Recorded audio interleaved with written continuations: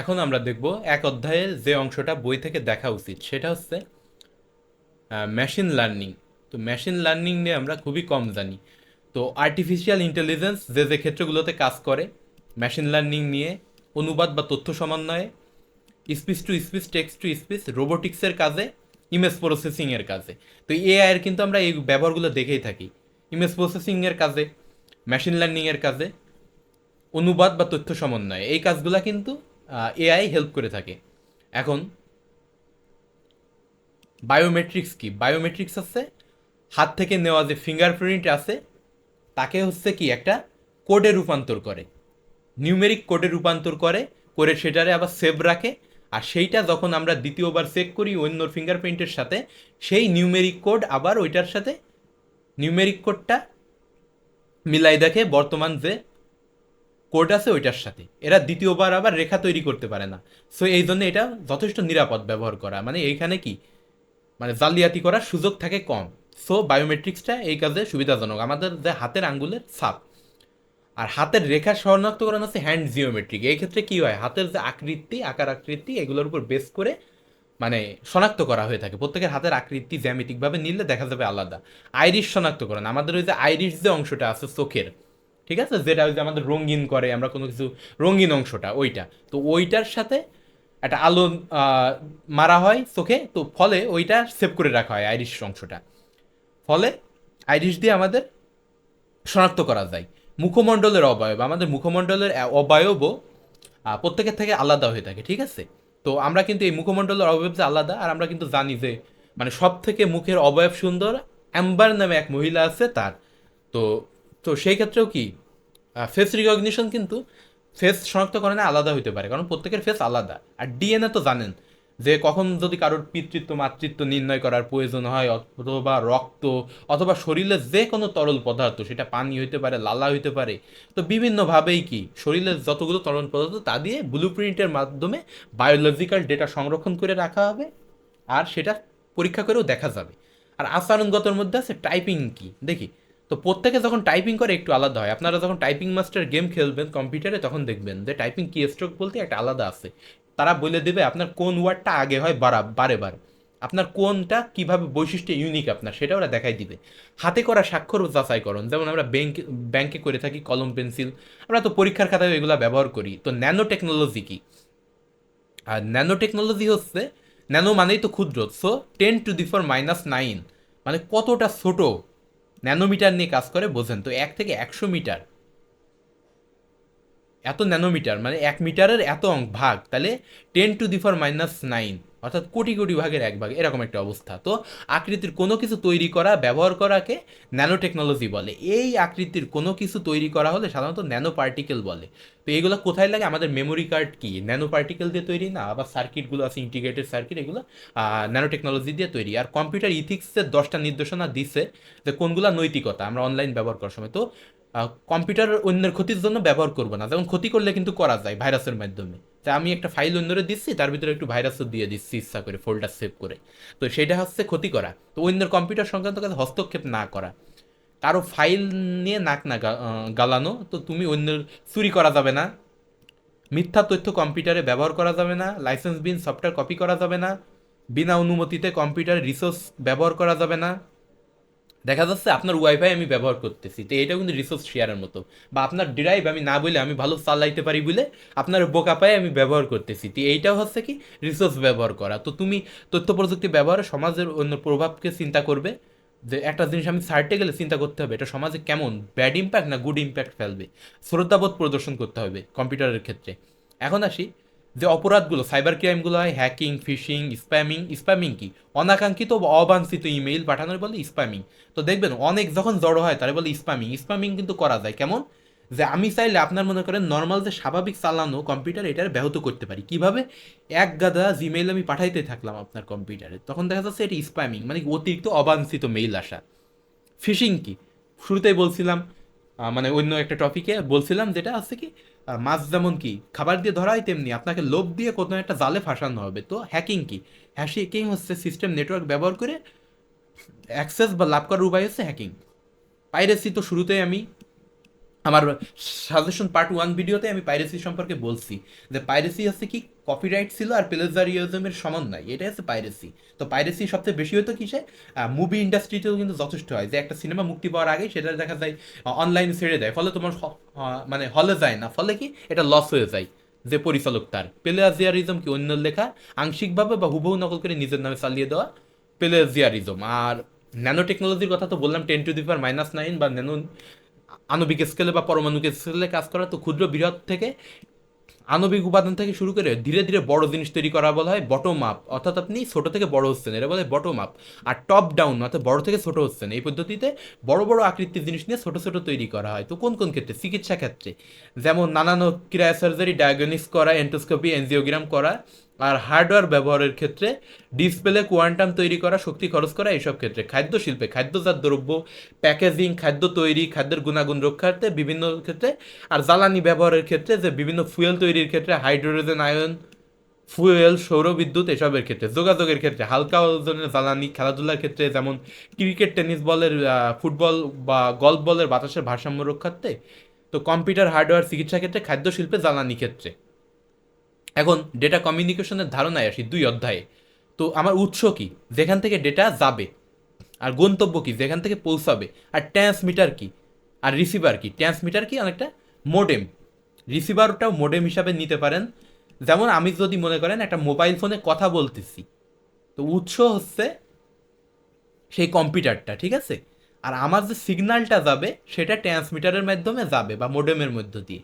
তো আমার হাতে যে মোবাইলটা আছে সেটা আমার উৎস, আর ট্রান্সমিটারটা হবে কি আমার যে কোনো হয়তো তারের লাইন বা উইদাউট তারের লাইন, যেটা ওয়্যারলেস আছে। তো এটা আমি কথা যখন বলবো সেটারে নেওয়া হবে, ডিজিটাল সিগন্যালে কনভার্ট করা হবে, তারপর মিডিয়াম বা তার বা ওয়্যারলেস সিস্টেমে যাবে রিসিভারে। রিসিভারটাও হবে সেকেন্ড, যে হচ্ছে রিসিভার পক্ষে ডেস্টিনেশনে ওটা একটা রিসিভার হিসেবে কাজ করবে মডেম। তো আউটপুট যেটা হচ্ছে ডেস্টিনেশনে চলে যাবে, রিসিভারে যখন যাবে মোডেমে, তখন গন্তব্যে কিভাবে পৌঁছাবে, গন্তব্যটা মনে করেন অপর পক্ষে থাকা মোবাইল বা কম্পিউটার, আর এটা পাঠানোর যে পাঠাইছে তার পক্ষে থাকা মোবাইল বা কম্পিউটার। তো এইভাবে সহজে মনে রাখা যাবে। তো উৎস, গন্তব্য আর মিডিয়াম, এর মধ্যে কয়টা আছে, উৎস আছে, ট্রান্সমিটার আছে, রিসিভার আছে, মিডিয়াম আছে। মিডিয়াম কি, ওয়্যার বা ওয়্যারলেস, তার বা তারবিহীন। তো দেখা যায় উৎস বা সোর্স মাইক্রোফোন, ক্যামেরা, কিবোর্ড, এইসব। ট্রান্সমিটার কি, বেতার কেন্দ্র, টেলিফোন, মোবাইল, এগুলা কি ট্রান্সমিটার, মানে কি এগুলার মধ্যে কি মডেম। মডেম মেনলি মনে রাখেন, মডেম। আবার গুলাই ফেললে হবে না যে মোবাইল ফোন তো বলা হয়নি এখানে, না, মোবাইল ফোন কিন্তু এইখানে হিসাবে কাজ করে, ঠিক আছে। উৎস বা সোর্স মানে কি মাইক্রোফোন, ক্যামেরা, কিবোর্ড। উৎস বা সোর্স মানে কি আপনি ডেটা তৈরি করবেন যা দিয়ে। তো মাইক্রোফোন, ক্যামেরা, কিবোর্ড। সো ওইখানে কম্পিউটার না, ওইখানে উৎস হিসাবে তাহলে নেবেন মাইক্রোফোন, ক্যামেরা, কিবোর্ড, যা দিয়ে তথ্য তৈরি হয়, ঠিক আছে, বা থাকে যেখানে। আর ট্রান্সমিটার হিসাবে টেলিফোন, বেতার কেন্দ্র, মোবাইল ফোন, মডেম। আর মোবাইলের সাথে কিন্তু আমার মডেমটা থাকে, তো মেনলি মডেমটাই মেন এখানে। আর মিডিয়াম বা রিসিভার যেখানে এটা থাকে। মিডিয়াম কি, মিডিয়াম মেন হবে এখানে ফাইবার অপটিক কেবল, ঠিক আছে। আর এখানে রাউটার বা মডেম, রিসিভার। আর গন্তব্য বা টেলিফোন, কম্পিউটার ইত্যাদি। তো গন্তব্য যেমন টেলিফোন, কম্পিউটার হলো, উৎস বা সোর্সও টেলিফোন বা কম্পিউটার হবে, ঠিক আছে। এরা ওরাও একটু ধোঁয়াশায় আছে, কারণ সবসময় তো আর কিবোর্ড, মাইক্রোফোন, ক্যামেরা দিয়ে তথ্য তৈরি হয় না, কম্পিউটার দিয়েও তৈরি করা যাইতে পারে। তো ব্যান্ডউইথটা আমাদের জেনে রাখতে হবে, মানে কি ডেটা আদান প্রদানের যে স্পিড বা হার, একটি একক নির্দিষ্ট সময়ে ডেটা স্থানান্তরের হারে বলা হয় বিট পার সেকেন্ড, প্রতি সেকেন্ডে যে পরিমাণ বিট ডেটা স্থানান্তরিত হয়। তো ইমেইলের ক্ষেত্রে 0.5 লাগে, ন্যূনতম ব্যান্ডউইথ লাগে। স্ট্রিপিং মিউজিক এটা লাগবে না। ফোন কলটা রাখেন 0.5 ইমেইল আর ফোন কলের ক্ষেত্রে, জাস্ট এটা মনে রাখলেই হবে 0.5। আর প্যারালাল শুরুতেই বলছিলাম যে একই সাথে যাবে, যে বাস যেমন একসাথে দুইটা বাস রাস্তা দিয়ে যাইতে পারে, কিন্তু যদি ট্রেনের কথা বলি, ট্রেনের মানে একসাথে দুইটা ট্রেন যাইতে পারে, এক রাস্তা দিয়ে পারে না। সো এটা হচ্ছে কি সিরিয়াল ট্রান্সমিশন। এটা এখান থেকে একটা স্ক্রিনশট নিয়ে রাখেন, আর যদি বেশি প্রবলেম হয় আমার সাজেশন পার্ট 1 থেকে এটা দেখে আসতে পারেন। সাজেশন পার্ট 1 অথবা আমার যে ভিডিও আছে অধ্যায় 2 এর উপরে, সেখান থেকেও দেখা যাইতে পারে। সো এইখানে দেখি অ্যাসিনক্রোনাস, অ্যাসিনক্রোনাসটা মনে রাখবেন একই সাথে না, অর্থাৎ ডেটাগুলো যাবে আলাদা আলাদাভাবে, ঠিক আছে। তো এটা সিরিয়াল, এরা কিন্তু সিরিয়াল, অ্যাসিনক্রোনাস, সিনক্রোনাস, আইসোক্রোনাস। তো তিনটাই কিন্তু, সিন কিন্তু গ্রিক শব্দ, অ্যাসিন অর্থ একই সাথে, অ্যাসিনত কি একই সাথে না, অ্যাসিনতে একই সাথে না, অর্থাৎ প্রতিটা আলাদাভাবে যাবে। আর সিনক্রোনাস মানে কি একই সাথে প্যাকেট আকারে যাবে, আর আইসোক্রোনাস মানে কি প্যাকেট আকারে যাবে। এখন প্যাকেট মানে কি? প্যাকেট মানে হচ্ছে ডেটাগুলো একটা প্যাকেট, বা যদি আমি বলি আমি 3-4টা বই একসাথে নিতে চাই, তাহলে আমার অবশ্যই একটা ব্যাগ ব্যবহার করতে হবে। তো ঠিক এইরকমই হচ্ছে কি সিনক্রোনাসটাও এরকম। আর অ্যাসিন কি, যদি আমি 3-4টা বই একা নিতে চাই, তাহলে হয়তো অনেক ভারী বই যদি ধরি, তাহলে দেখা যাচ্ছে প্রতিটা হাতে আমার 2টার বেশি বই যাচ্ছে না, প্রতিজনের হাতে একটা করে বই। সো এটা হচ্ছে অ্যাসিনক্রোনাস, মানে প্রতিজন আলাদা। আর যদি বলি সিনক্রোনাস, তাহলে আমি একটা ব্যাগের ভিতরে সবার বই নিয়ে যাচ্ছি, তো সেটা হচ্ছে আমার সিনক্রোনাস। আর আইসোক্রোনাসের ব্যবহার নাই বললেই চলে, মানে কি একই সাথেই আদান প্রদান হয় সব, মানে রিয়েল টাইমে, ঠিক আছে। তো সেটা হচ্ছে আইসোক্রোনাস। আইসোক্রোনাসটা একটু মনে রাখতে হবে। সিনক্রোনাস মিশ্র পদ্ধতি। এই প্রক্রিয়ায় অ্যাসিনক্রোনাসের স্টার্ট ও স্টপ বিট। এখন দেখেন, স্টার্ট বিট আর স্টপ বিট কেন ব্যবহার করা হয়, মানে কি এই যে ডেটার শুরু বা শেষ বোঝাতে স্টপ বিট বা স্টার্ট বিট, অর্থাৎ অবশ্যই ডেটার শুরু বা শেষ বোঝানোর আপনার দরকার আছে। কারণ যখন কোনো কুরিয়ার সার্ভিসে পার্সেল আসে, বা যখন কোনো মানে একটা মনে করেন কোনো একটা ফাইলে আপনি জিনিস রাখেন, তখন কি ফোল্ডারের নাম করে রাখেন না, যে এই ফোল্ডারে গান আছে বা এই ফোল্ডারে পড়ালেখার টিউটোরিয়াল আছে। তো ঠিক সেই রকম এখানে ডেটা কি আছে এটা বুঝতে স্টার্ট বিট আর স্টপ বিট ব্যবহার করা হয়। এই 8টা ডেটার শুরুতে আর শেষে স্টার্ট বিট আর শেষ স্টপ বিট। এখানে সংরক্ষণ করার প্রয়োজন হয় না, একই সাথে এরা আদান প্রদান সম্ভব আছে। আর ডেটা ট্রান্সফারের মোড, তো মোড কেমন? মোড যদি বলি তাহলে সিম্পলেক্স আছে, হাফ ডুপ্লেক্স আছে, ফুল ডুপ্লেক্স আছে। তো সিম্পলেক্স কি শুধু একদিকেই ডেটা দেওয়া পসিবল, পাঠানো পসিবল, আর যে নিচ্ছে সে আবার পাঠাইতে পারবে না আপনার, সেইটাই সিম্পলেক্স মোড। আর যদি বলি হাফ ডুপ্লেক্স, তাহলে একই সাথে না, ঠিক আছে। সিম্পলেক্স মোডের উদাহরণ হচ্ছে পেজার, আর হাফ ডুপ্লেক্স মোডের উদাহরণ যদি বলি তাইলে সেটা হচ্ছে আপনার ওয়াকি টকি, তো একসাথে কথা বলতে পারবেন না। আর যদি ফুল ডুপ্লেক্স, তাহলে মোবাইল ফোনের ভালো উদাহরণ। তো এই ইলেকট্রোম্যাগনেটিক স্পেকট্রামের একটা কথা, জাস্ট একটা লাইন মনে রাখতে হবে, সেটা হচ্ছে ইলেকট্রো ম্যাগনেটিক এক্সপেক্ট্রামের 3 কিলোহার্জ থেকে 300 গিগাহার্জ পর্যন্ত frequency brand radio wave. Electromagnetic স্পেকট্রামের 300 মেগাহার্জ থেকে 300 গিগাহার্জ পর্যন্ত ফ্রিকোয়েন্সি ব্র্যান্ড মাইক্রোওয়েভ। ইলেকট্রোম্যাগনেটিক স্পেকট্রামের 300 গিগাহার্জ থেকে 300 টেরাহার্জ পর্যন্ত ফ্রিকোয়েন্সি ব্র্যান্ড ইনফারেড। এখন এগুলো মনে রাখা কিন্তু সহজ, এই কোডগুলো দেখেন সব 3 আছে, সবগুলাতে 3-এর ব্যবহার আছে, আছে না? 300 300 300 300, জাস্ট এখন একটু বাড়াইতে হবে। আর মাইক্রোওয়েভে মেগা বলবেন, তাহলে মাইক্রোওয়েভে বলবেন মেগা হার্স, তার সর্বোচ্চ হবে গিগা হার্স। আর ইনফারেডে বলবেন গিগা হার্স থেকে শুরু করে টেরা হার্স, মানে সর্বোচ্চ গন্ডি। আর রেডিও ওয়েভ হচ্ছে কি কিলো হার্স থেকে 300 গিগা হার্স। আর মাইক্রোওয়েভের মধ্যে কি কি আছে? ওয়াইফাই, ব্লুটুথ, ওয়াইম্যাক্স, এগুলো মাইক্রোওয়েভেরই প্রকারভেদ। আর এদের কি IEEE 802. ব্লুটুথ কি 15, ওয়াইফাই কি IEEE 802.11, ওয়াইম্যাক্স কি IEEE 802.16। এই প্রোটোকলগুলো মনে রাখবেন। টুইস্টেড পেয়ার কেবল বলছিলাম যে এর মানেতেই আছে, আমার সাজেশন পার্ট 1-এই বলে দিছি এটা, যে টুইস্টেড মানে কি বাঁকানো থাকে। আর এইখানে কি 4 জোড়া তার থাকে, 4 জোড়া তারে একটা কমন সাদা রঙের তার থাকবে, আর তার সাথে যে যে তারগুলা থাকবে, এই যে কালারগুলা থাকবে, তা হচ্ছে নীল সবুজ কমলা বাদামি, এই যে এক্সট্রা কালারগুলো থাকবে। তো কোএক্সিয়াল কেবল কি? কোএক্সিয়াল কি একটা অ্যাক্সেস শেয়ার করবে, এই যে তামার তারটা, এই যে মেন যে কোর, সেটাই হচ্ছে কোএক্সিয়াল কেবলের কোর। তো কন্ডাক্টর এর বলা হবে, এটাতে পরিচালনা হবে নেটওয়ার্ক। আর এর উপরে যেটা থাকবে তার প্লাস্টিকের ইনসুলেটার, ঠিক আছে, যা অন্য আঘাত থেকে রক্ষা করবে। আর এর উপরে যে ফুয়েল শিল্ড থাকবে আর যে জালির আবরণ থাকবে, এরা কি নেটওয়ার্ক এটিনিয়েশন বা ইন্টারফারেন্স থেকে রক্ষা করবে। আর যে সাদা এই যে কালো অংশ আছে, এটা কি বাইরের জ্যাকেট, এটা আবরণ হিসাবে কাজ করবে, মানে এটাও প্রোটেকশন হিসাবে কাজ করবে। তো এইটা হচ্ছে কোএক্সিয়াল কেবল। এটা কি ডিশ লাইনে ব্যবহার হয় বা ব্রডব্যান্ড লাইনের ক্ষেত্রে ব্যবহার হয়। ওয়াইম্যাক্সের ব্যবহার খুবই কম। তো স্যাটেলাইট ডিজিটাল সাবস্ক্রাইবার লাইন হিসাবে ব্যবহার হয়। বেজ স্টেশন থাকে আর একটা রিসিভার স্টেশন থাকে। এই যে স্ট্যান্ডার্ডগুলো যা বারে বার বলতেছি, IEEE 15, 11, 16। তো নেটওয়ার্ক ডিভাইস কি মডেম, হাব, রাউটার, সুইচ, এগুলা ওই সাজেশন পার্ট 1-এ পড়েছি। তো আপনারা একটা করে স্ক্রিনশট নিন, আর বইয়ে পেয়ে যাবেন, ICT অধ্যায় 2 বইয়ের শেষের দিকে। গেটওয়ে, ঠিক আছে, এখন জাস্ট বলবো রাউটার মানে কি একটা পথ তৈরি করে দেয়, ঠিক আছে। আর এর একটু বুদ্ধিমান, কারণ কি লজিক্যাল আর ফিজিক্যাল অ্যাড্রেস ব্যবহার করে। লজিক্যাল বলতে কি যে কোনো একটা কোডের মাধ্যমে কাজ করতে পারে, মনে করেন ওয়াইফাই যে কোডের মাধ্যমে পাসওয়ার্ড দিলাম, অথবা কি ফিজিক্যাল অ্যাড্রেসের মাধ্যমে ডেটা সংযোগ দেওয়া পসিবল, ডাইরেক্ট কেবলের মাধ্যমে সংযোগ দিয়ে দিলাম। আর সুইচ কি, এই যে মনে করেন একটা মাল্টিপ্লাগের মতোই, বাট এটা কি নির্ধারিত স্থানে গন্তব্য ডেটা পাঠানো যায়, মানে বেছে বেছে ডেটা পাঠাইতে পারবেন, সেটা হচ্ছে সুইচ। আর হাব আপনি বাঁচতে পারবেন না, যে কোনো প্রতিটাই সমানভাবে যাবে, সেটা হচ্ছে হাব। মানে কি আপনার ইউএসবি পোর্ট যে কোনো ল্যাপটপ বা কম্পিউটারে দেখা যায় একটা বা দুইটা থাকে, কিন্তু আমার লাগবে হয়তো 4-5টা। সো সেই ক্ষেত্রে কি হাব আমরা কিনে নিয়ে আসতে পারি, সুইচ কিনে নিয়ে আসতে পারি। আর রাউটার তো জানি আমরা ওয়াইফাই সংযোগ বা ইন্টারনেট সংযোগে আমার লাগে। আর গেটওয়ে কি, গেটওয়ে কি প্রোটোকল ভিত্তিক একটা কি গেটওয়ে, মানে কি একটা অ্যাক্সেস, মানে কি অনলাইন যে ইন্টারনেট সেবা সেটার একটা অ্যাক্সেস তৈরি করে দেয়, সেটা হচ্ছে গেটওয়ে। তো গেটওয়ের একটা স্ক্রিনশট নিয়ে রাখেন এখান থেকে, নেটওয়ার্ক ইন্টারফেস কার্ড একটা স্ক্রিনশট নেবেন।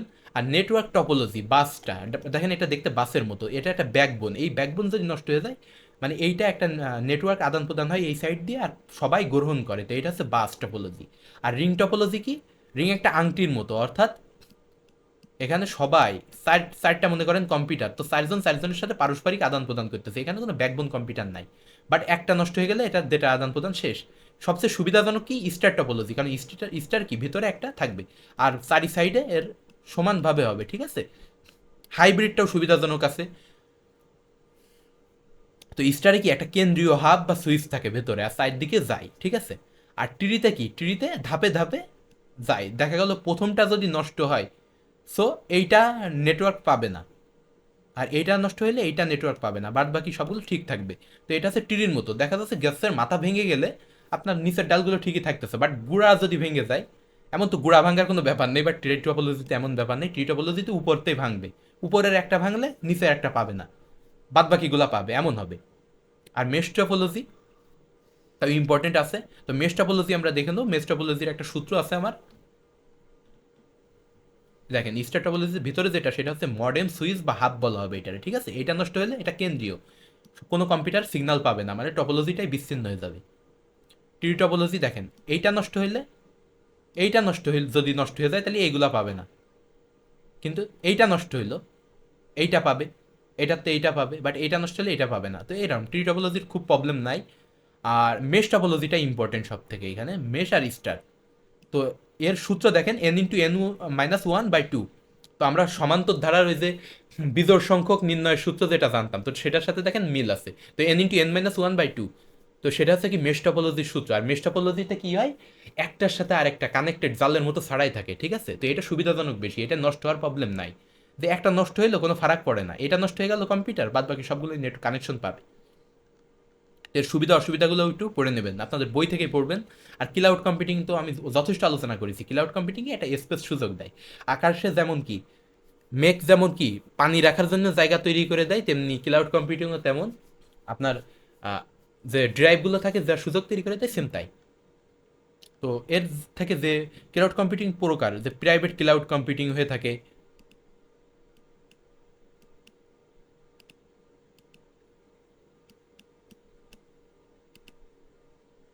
প্রাইভেট ক্লাউড কম্পিউটিং হয়ে থাকে বা পাবলিক ক্লাউড কম্পিউটিং হয়ে থাকে, হাইব্রিড ক্লাউড কম্পিউটিং হবে, এখান থেকে একটা স্ক্রিনশট নিয়ে রাখেন। যেমন অ্যামাজন, মাইক্রোসফট, গুগল, এগুলো কিন্তু পাবলিক ক্লাউড, কারণ আপনারা যে যার খুশি মতো ব্যবহার করতে পারেন। গুগল ড্রাইভে যে অ্যাক্সেসটা পান এটা কার বদৌলতে, গুগলের। সো প্রাইভেট ক্লাউড যদি বলি কোনো প্রতিষ্ঠানের জন্য সে হয়তো কিনেছে নিজে, সো ওইটা তো আপনি ব্যবহার করতে পারবেন না, সেটা হচ্ছে প্রাইভেট ক্লাউড। আর হাইব্রিড ক্লাউড হচ্ছে মনে করেন 2-3 জনের কোয়ালিশন বা কম্বিনেশন আছে, যে প্রাইভেট পাবলিক কমিউনিটির সংমিশ্রণ হচ্ছে প্রাইভেট, 2-3টা কোম্পানি মিলে ব্যবহার করতে পারে। মনে করেন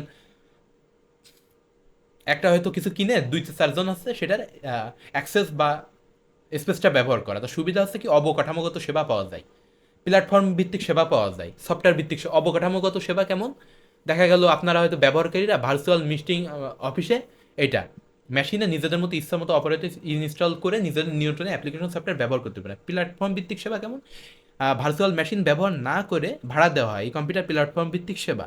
প্ল্যাটফর্মে মাইক্রোসফট, অ্যাজিউম, গুগল এগুলার অ্যাপের ব্যবহার করে। সফটওয়্যার ভিত্তিক সেবা যেখানে সফটওয়্যারগুলো সবাই ব্যবহার করতে পারে, ঠিক আছে এইগুলা।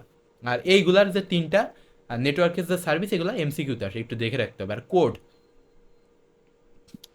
কোড তো আমরা জানি, কোড আমরা যথেষ্ট পড়েছি। বিসিডি হচ্ছে বাইনারি কোডের ডেসিমাল, ঠিক আছে। 4 বিট বিশিষ্ট কোড হচ্ছে বিসিডি। ইবিসিডি কোড, এইটার থেকে একটা স্ক্রিনশট নেন, একটা স্ক্রিনশট নেন। এগুলো থেকে এমসিকিউ কিন্তু বারে বার আসে, সো এটা আমার পড়ানোর না, এটা আপনাদের পড়তে হবে। আর আজকি কোডটা কেমন তার জন্য দেখেন রাখছি। আর বুলিয়ান অ্যালজেব্রা এগুলা দেখার দরকার নেই, এগুলো আমরা পরবর্তীতে পড়ব। তো আজকের মতো এই পর্যন্ত।